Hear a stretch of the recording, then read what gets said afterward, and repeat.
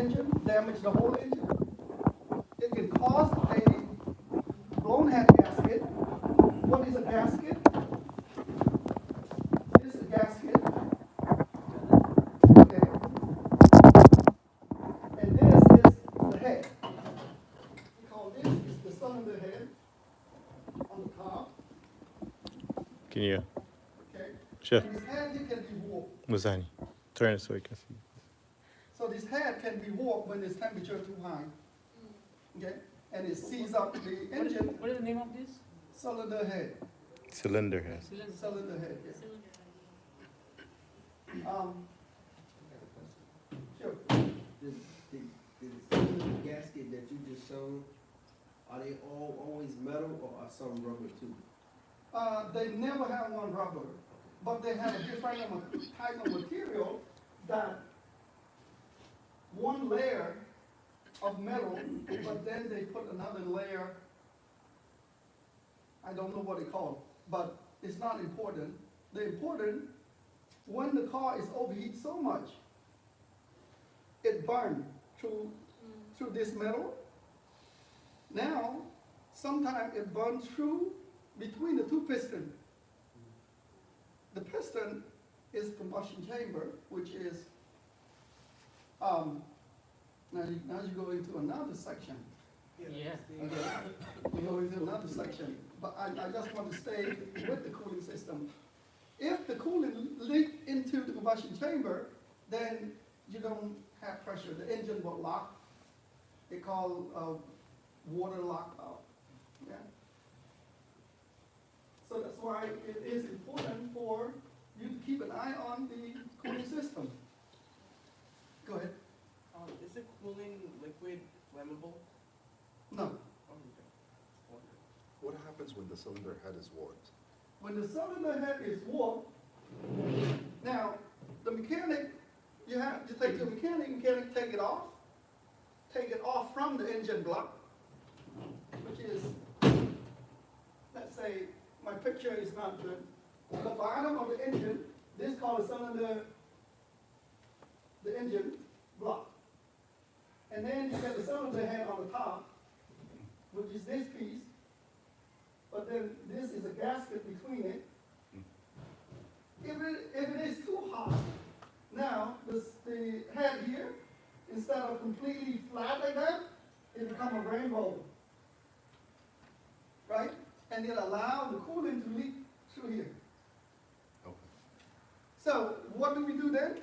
The mechanic take it out and send it to machine shop, and they would mill it.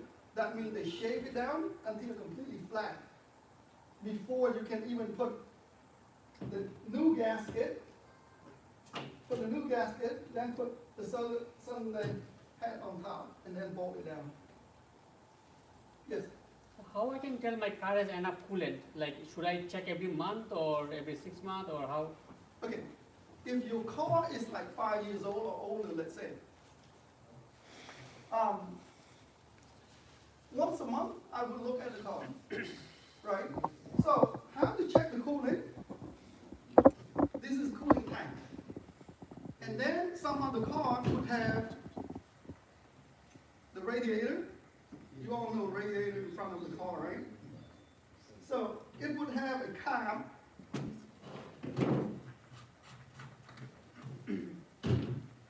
It would have a cap right on top of the radiator, let's say. So you don't want to check it when it's hot. Completely in the morning, before you go, or Sunday, Saturday, when you're not too busy, open it up completely, and then look at it. You should see antifreeze in there. Should be full. This is a cooling, some tank you can see on the side. So you want at least through any tank would have a mark, a line, that the maximum line that you should put inside the tank. If you see the tank is low, let's say right here, you want to add coolant in there, but then at the same time, you want to keep an eye on why is I'm losing antifreeze. Antifreeze does not evaporate like water. So it's gonna good for a couple years every once you put it in, or Depend. Like that's why I mentioned in the beginning, when the temperature fluctuates from hot to cold, it can leak. All the cars would have small leaks. interesting. Yeah. But if the car like newer, like 3 to 5 years old or something, it might not have a leak. So if you want to buy the coolant, I can go to any like auto store and buy it. Yes. So now how much is there? I should buy the green one or blue one, red one. Okay, that where you read your manual book. The manual book will tell you, is it a Dextron? Okay, is it a red and orange antifreeze or green?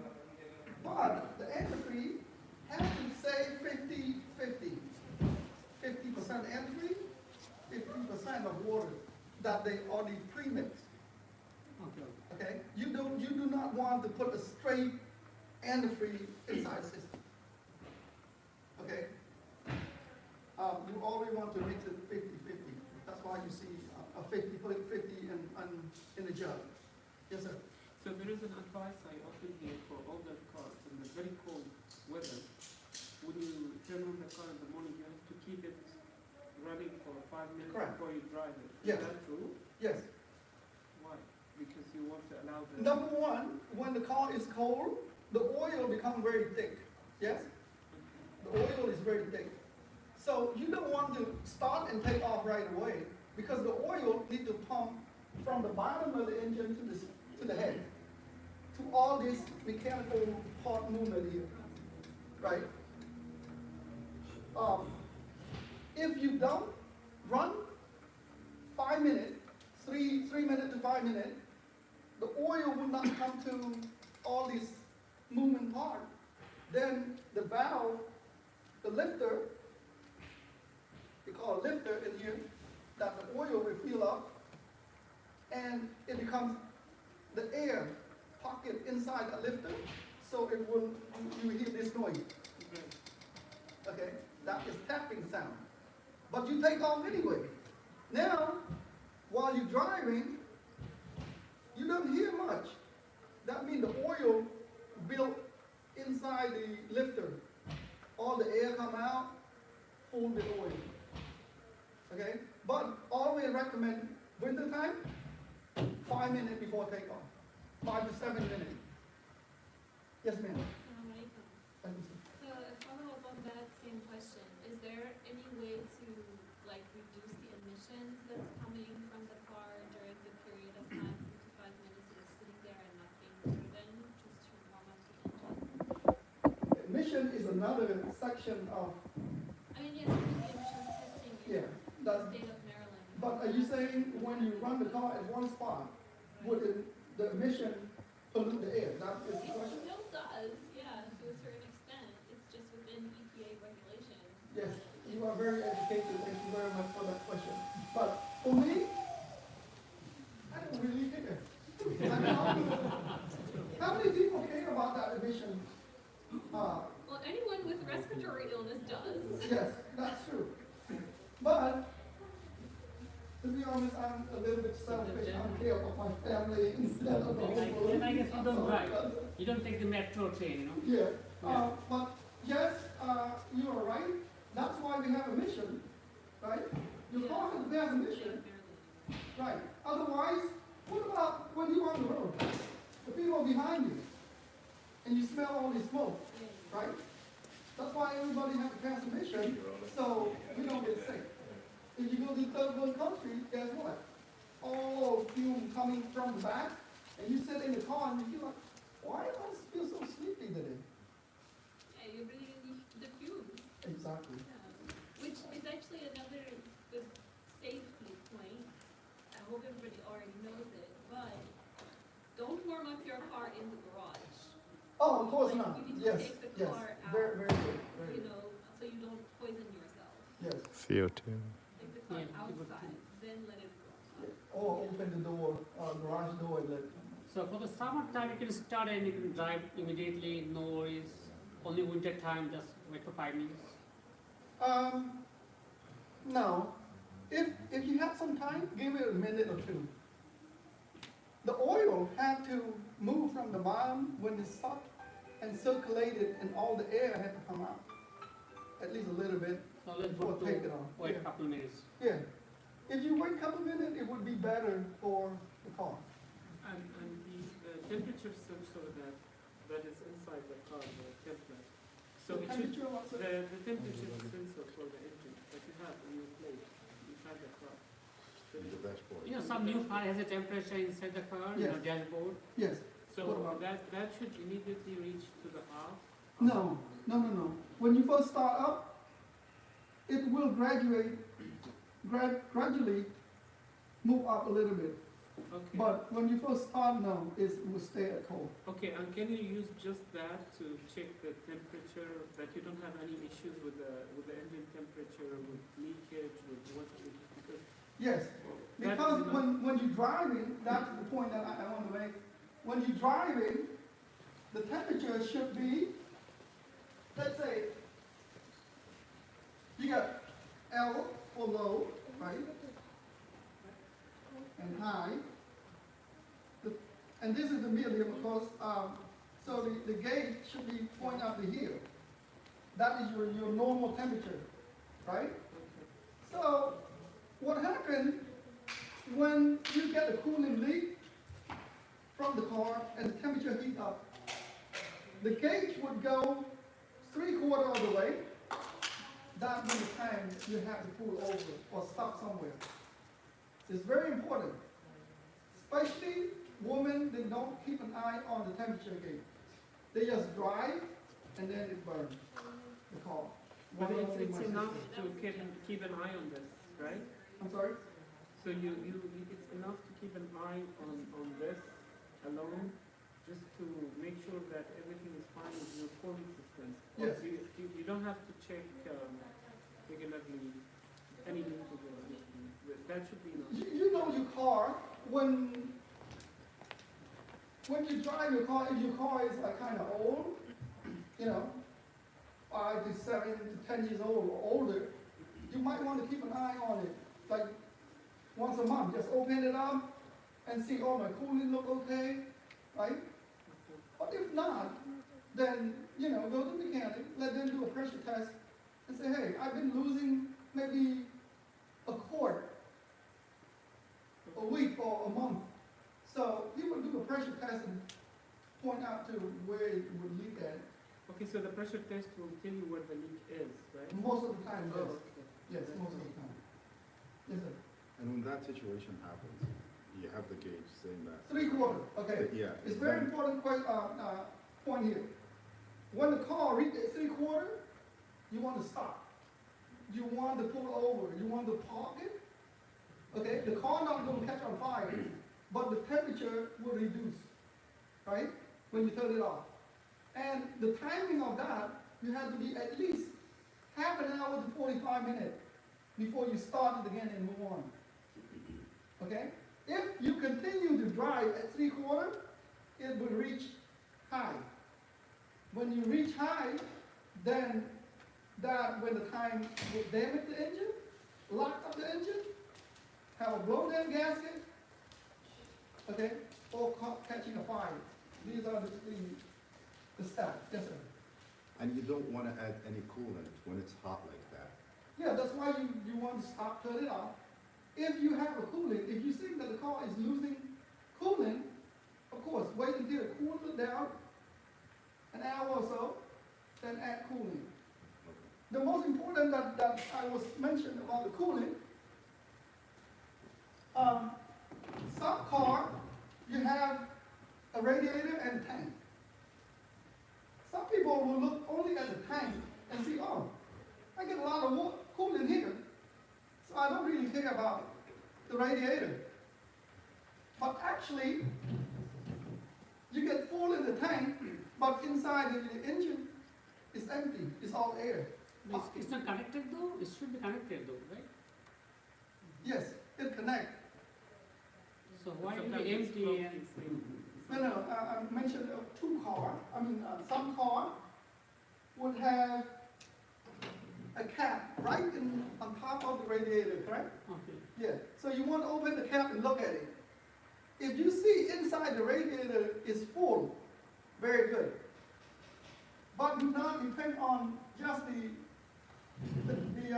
cooler tank and say, oh, cooler tank is full, then I'm not worried about my radiator. It's not like that. But if you run the car at normal temperature, and then you can see the water because some tank you can see through, right? Like white tank, Yes, you can see through. If you still have the water up here, that is good. But if you don't have the coolant in here, you better pull over and stop adding before you take off again. And is the issue with the coolant and the cooling system the only reason for the car to have very high temperature, or something else can happen? 90% of the time is the cooling system. But also related to that is the oil. Well, If the car do not have enough oil, okay, the friction can cause overheat of okay, Caesar, not lockout. okay. Yes, ma'am. Is it safe to keep extra coolant in the trunk of your car? Yes, I always do. Because I got an old car. So I buy a gallon. Just put it on. So for the old car, you can always carry, like old meaning like 5 years old, 10 years old, 20 years old? Yeah. Buy a gallon and free is safer instead of having a water. So what happens, people like to put water inside the system like back home. We don't care too much about the antifreeze, we just add the Water. water. The water will rust, but this country, you cannot do that. When the temperature drops at 0 degree or 32 degree, inside the engine block, the water becomes ice and it expands. When it expands, it would push something called a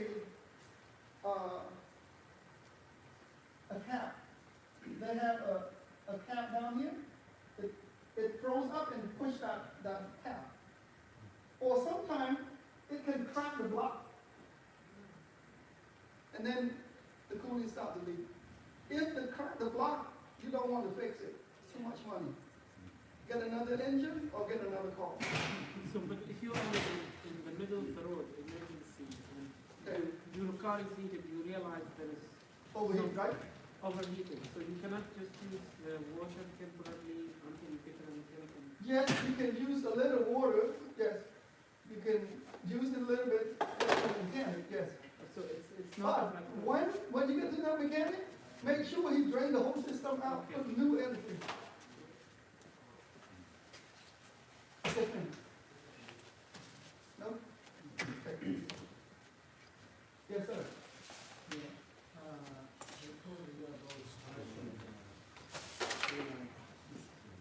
Flushing, yes. Yes. Flushing the old antifreeze. Drain out the old antifreeze, and then you add new antifreeze. Right?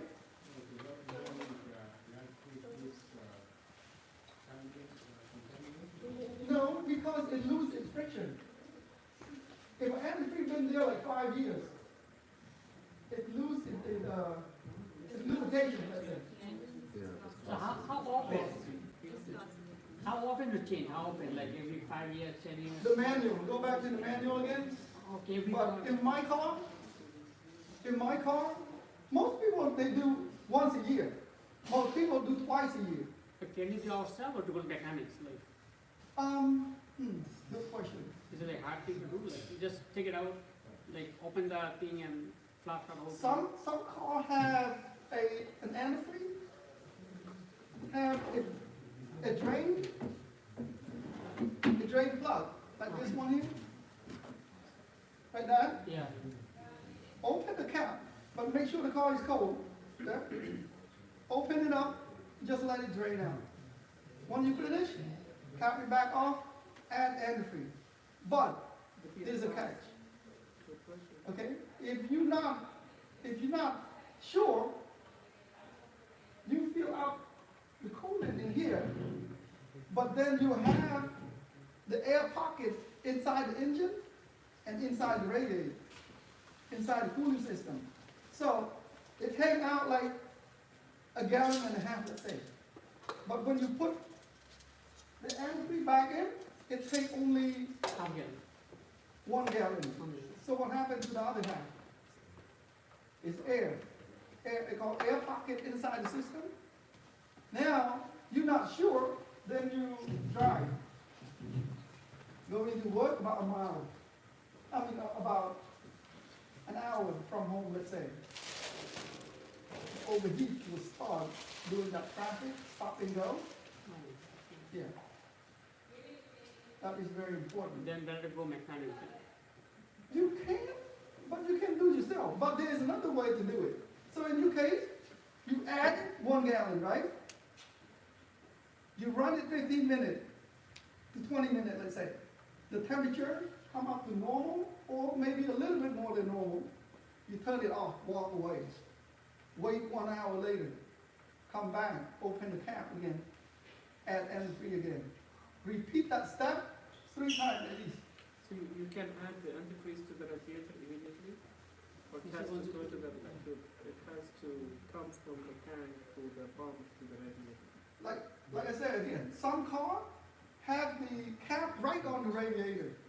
Some car have a cooler tank. Some have both. Sometimes both, yes. But if it both, then do both. But the radiator is more important than the tank. The tank is just a reserve. So when the coolant inside the tank, it's just a reserve. When it needed, when did the engine need the coolant?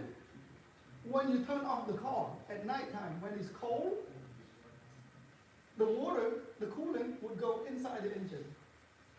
When you're driving, doing your normal temperature, the engine will get hot and spit out all the coolant back in here.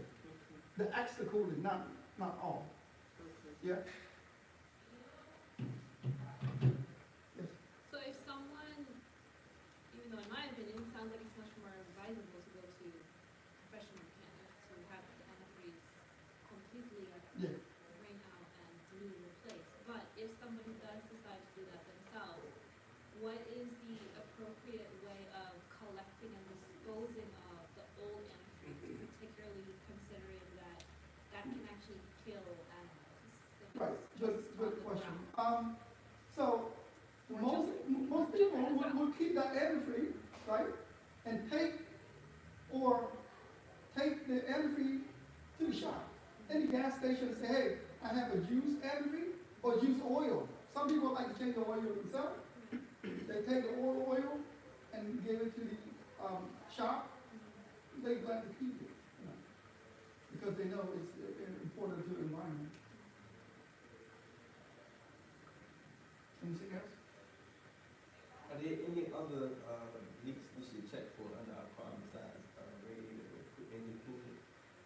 So in the car, there is like, let's say, you got oil, you got antifreeze, you got power steering, you got brake fluid, right?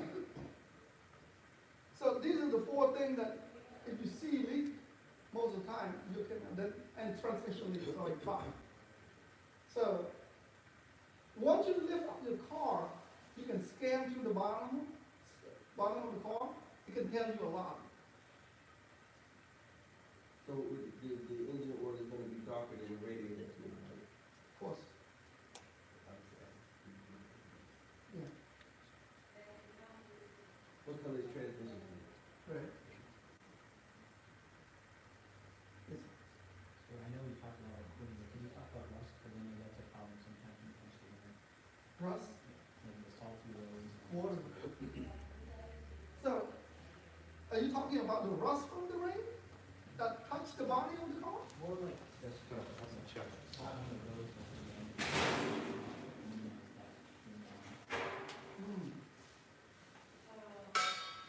So this is what mechanics used to do. The one that's not lazy. If they know that there is a lot of salt and all that on the road, after driving, they came and they hosed their car down. Not just from the bottom, from top. Why? Because the salt can cause a chemical damage to the pavement. Is that what you're saying? Separate. But also, No, don't put it. sometimes it builds up in the bushing and I think You just got to wash, it's better to hose it down. I think this is snow time, you should like wash your car, every maybe once a week or at least every other week. It's snow time because a lot of salt, lot of. I'm waiting for the rain to come. Oh. Yes, it's a good idea, wash it, So, How critical is it to do the transmission fluid flushing? Is that again, something that needs, the transmission fluid when you flush it? How critical is that? Like how often do you need to do it and how important? depends on the car. Go back to your manual, first of all. Okay. Second of all, a transmission, the car can run good, okay? Then the manual said, okay, every 75,000 or 100,000 miles, change the transmission fluid, right? I seen a car that runs so good, after changing the oil and the filter on the transmission, the car slipped. The car slipped. Like when it's shifting gears, you feel it. It goes Yes. like this. Yes. Or when you give gas, it don't pick up right away. The engine would rub, and all of a sudden, zzz, it can cook, and then take off. So, transmission, a lot of American cars, they can go back quick. The clutch is start to slip, okay? So, a lot of people, they don't like to do the transmission fluid change because mechanic know that if you change that fluid, it can cause more damage. Okay. Yeah. So you have to be smart to change the transmission fluid. Because some customer will come and say, hey, I want to change my fluid. And all of a sudden, you do your routine, and then the car would not go back in gear. Because, all that dirt that keep the clutch together, now it's nice and clean, and all of a sudden, this one will spin, and the other one don't catch.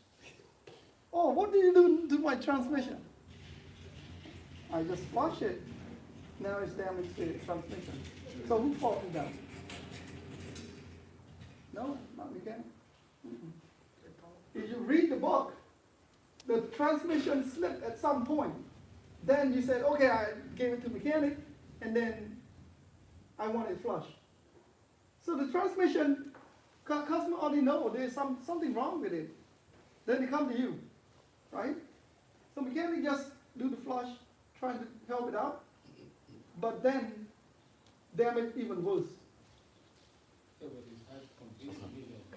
So mechanic should take a look and recommend, hey, I cannot. You cannot tell. That's why there is a written at the bottom and said some problem or the damage before you bring it here.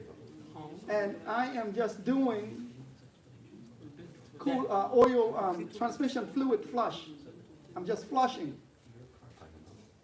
Yeah.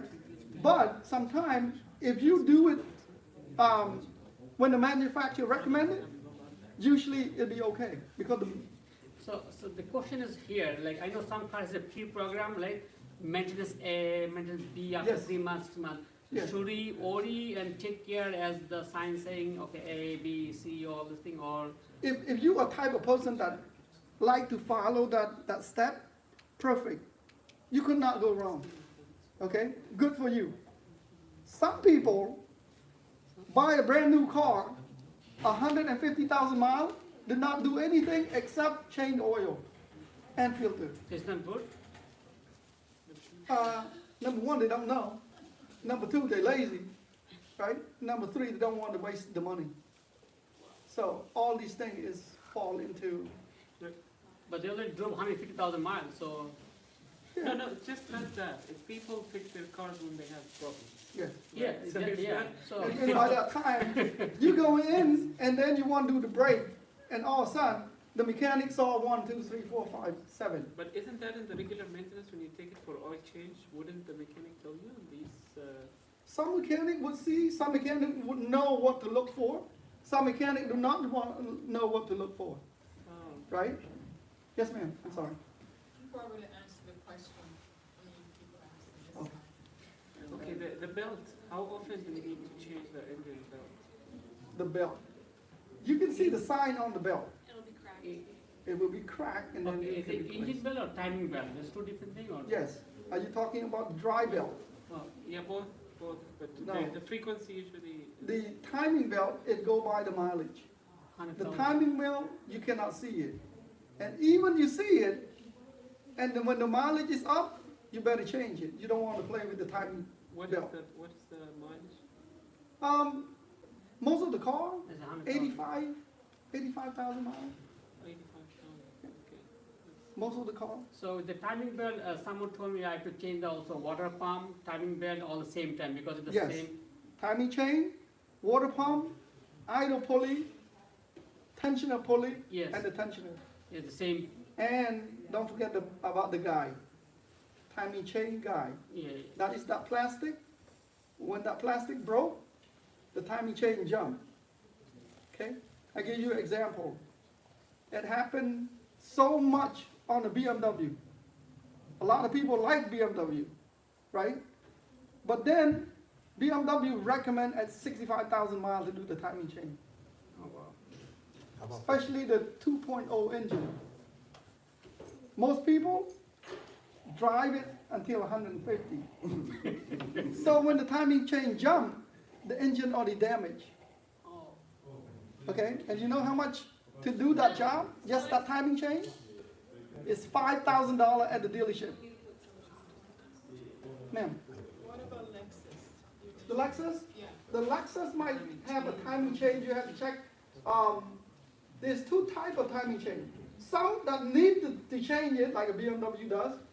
Some car, the lifetime of the car, you never change the timing chain. Yeah. Yeah. Earlier, you talked about the cooling system and the water pump. If you have a bad water pump, should you change the thermostat too? Always. So thermostat is a very cheap part, but the most important part. This costs about $35, $40. This one costs maybe $20. But this $20 can save an engine. The engine costs about $3,000, $4,000, $5,000. And think about it. You change the water pump, you change this at the same time, it was a lot of money in the long run. Yeah. We have a pickup truck, Mhm. but it doesn't show any sign of leaking anywhere. Mhm. I keep adding in coolant, Mhm. but the whole thing dries up in maybe a week or something. Okay. And So, you fill an entire gallon, but you don't see anything, any leakage. it only leaks when it dry. When you're on the road, it leaks somewhere. Okay, that is one of the problems. But then there's another problem. It leaks because inside the head gasket, it go inside the combustion chamber and go through the exhaust. You cannot see it. And if it leaks more than that, you can see a white smoke. And another problem, the evaporator underneath the dashboard, I'm sorry, the heater core underneath the dashboard, sometimes it leaks there, you cannot see it, but you can smell it. A little bit different. Anything else? I've noticed sometimes when it gets cold, like when it gets like around about around 40 degrees, below 40 degrees, I have to add air to my tire. Do you know the aluminum? No, the aluminum alloy, it leaks air. The wheels. Yeah, and air becomes shrink when it's cold. when it's hot, it expands. So this is normal. That's it. Anything else? Thank you for the intended class. I hope you learned something. I have Yes, one sir. question. How do you save on replacing these parts at a mechanic? How do you save the part at the Save money on asking a mechanic to help you out on fixing stuff? Just regular maintenance. You do regular maintenance, just replace your fluids on time. First of all, you have to know a good mechanic and say, hey, take it easy on the labor, right? And on the part, because most mechanics would have account, and let's say the part radiator, 150, let's say, right? But as a mechanic, you have a right to mark up 30% to 50%. That means 150, I can charge you $200. No, that is my right. Yes, because that difference between the $50, my light, my shop supply, brake cleaner, and my rag, my clothes. Who washes my clothes, right? Yeah, speaking of that, when I had to change the water pump for my car, What type of car? it's a Camry 2011. So they gave me a price that was really high. But then what I did, I went to eBay. They have these refurbished kind of, they call it water pumps. They Rebuild water pump? the rebuilt water pump. It was much cheaper. Yeah. It's okay to use these types. Yes, you can use it because all they did, the rebuilt one, they changed the bearing inside and they changed the seal inside. That's all they did. And that's enough, right? You don't have to pay the. You can, but most people, they like their car, they don't want the rebuilt one. The difference between $50, I would go with new one. Why? Yeah, it was- Because number one, the new one, I know it's gonna fit right on. I wouldn't have a headache to, oh man, it was wrong. Then I had to send it back. Then I had to wait a couple more days for the part to get back. No. I mean, you take the part number, so you make sure that you get the right part. Right. But it's just the reliability of these eBay vendors that sometimes you take a pause. Because once you change, as you mentioned, the water pump, you have to change the belt. And it's the mechanic. Yeah, They- because you they will go not in there, charge you you want to change the belt and everything. Yeah, else. yeah. So That is normal. yeah, so that's why you pay a little extra, get the new for the headache. Yes. Um, But that is good for your car anyway. You don't have to pay him again. He Right. changes your belt. right. Yeah. Okay? Thank you. Sir? Yeah, and in terms of parts, like sometimes I heard someone say this, I don't know if it's true or not. Like, let's say you go and you change your brakes, for example, or something like that. They say the mechanic could give you like the cheapest part out there that is not, the best quality. Is it better to buy your own parts that you know they're better, mid-range, for example, or the upper end, and then take it to the mechanic and they do the work? So out in the field, there are different type of mechanic, okay? There's a mechanic that care about customer, all right? Why? He do not want to use the cheapest part. The cheapest part sometimes it make noise, squealing, and all that stuff. Exactly. And then he have to watch out for himself too, because if that customer not happy with that part, the cheap part that I bought for him, he gonna come back. Now that mechanic have to do the job twice. But if he buy, let's say, a $75 part, and the cheap one is $50 part, okay? And 50% of the time, that cheap part would make noise. Definitely you will come back to him, right? So if I were him, I would say, hey, I would like to put this part, $75, and then just there's a cheap part, $50. Which one you rather do?